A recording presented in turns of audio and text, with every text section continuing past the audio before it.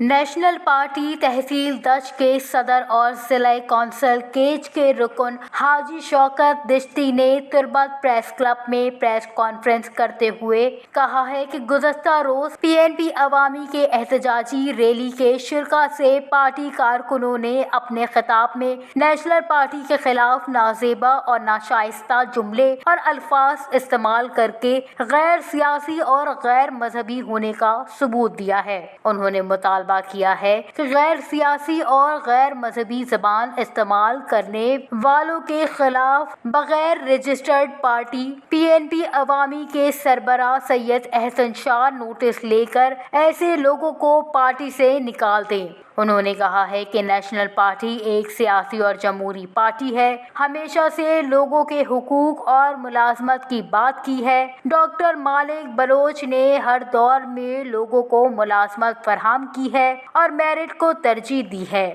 محکمہ تعلیم اور محکمہ صحت کے عارضی ملازمین کو مستقل کر کے اہم کردار ادا کیا ہے۔ انہوں نے کہا ہے کہ تحصیل دشت کی عوام اور بالخصوص پارٹی کارکنان پی این پی عوامی کے کارکنوں کی ناشائستہ جملوں کے استعمال کی سخت مذمت کرتے ہیں اور پارٹی قائد ڈاکٹر مالک بلوچ کی جدوجہد اور قربانیوں کو سلام پیش کرتے ہیں۔ اس موقع پر نیشنل پارٹی دشت کے رہنماؤں ڈاکٹر ساجد بلوچ اور دیگر موجود تھے۔